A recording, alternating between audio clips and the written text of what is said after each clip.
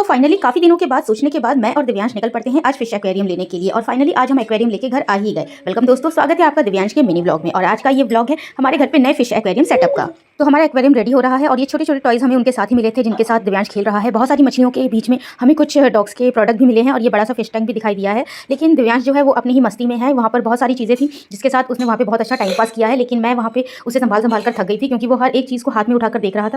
और मुझे बस एक ही डर लग रहा था कि वहाँ पे बहुत सारे कांच के सामान है, वो कुछ तोड़ ना दे, उसे कहीं पर चोट ना लग जाए, इसीलिए मैं उसके आगे पीछे ही घूम रही थी। हालांकि यहाँ पे मछलियों की बहुत सुंदर सुंदर अलग अलग प्रजातियाँ हैं जिसे देखकर तो मन कर रहा था सारे ही ले आएं, लेकिन हम सारे नहीं ला सकते थे। हमने एक छोटा सा फिश टैंक लिया और उसके साथ हमें कुछ सेटअप मिले हैं।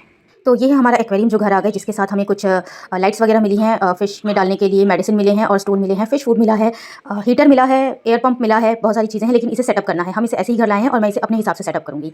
यहाँ पर बहुत छोटे छोटे खिलौने भी मुझे मिले हैं जो मुझे फिश टैंक के अंदर रखने के लिए दिए गए हैं। और इसके लाइट की सेटअप इसके पापा करेंगे जब वो आएंगे। मैंने बाकी सारी चीज़ें अरेंज कर दी हैं, लेकिन लाइट उसके पापा ही लगाएंगे जब वो ऑफिस से घर आएंगे।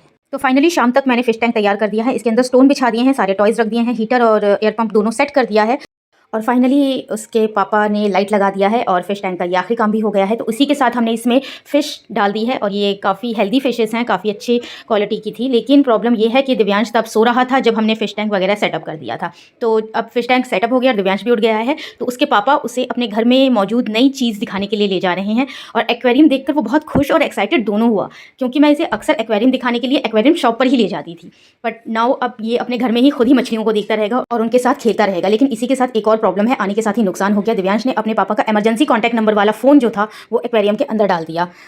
बहुत मुश्किल से फ़ोन ऑन हुआ और अब काम चलाने लायक बन रहा है। तो ये रहा दिव्यांश का एक छोटा सा फिश एक्वेरियम, उसकी नन्ही नन्ही मछलियाँ दोस्त जिसके साथ वो खूब खेलता है। स्कूल से आने के बाद ही वो सीधे एक्वेरियम के पास जाता है और कहता है हाय फिशी। और एक गोल्ड फिश को उसने नाम भी दिया है गोल्डी करके। अब मुझे नहीं पता वो कौन सी वाली है। फिश को देखकर दिव्यांश बहुत खुश होता है, बहुत हैप्पी होता है और उसे बहुत पसंद आती हैं जब मछलियाँ इधर से उधर तैर रही होती हैं। वास्तु के हिसाब से हमने देखकर फिश टैंक को जो है घर की एक दिशा में रखा है, जिसके सेटअप करने के लिए भी हमें काफ़ी मशक्कत करनी पड़ी, बेड खिसकाना पड़ा।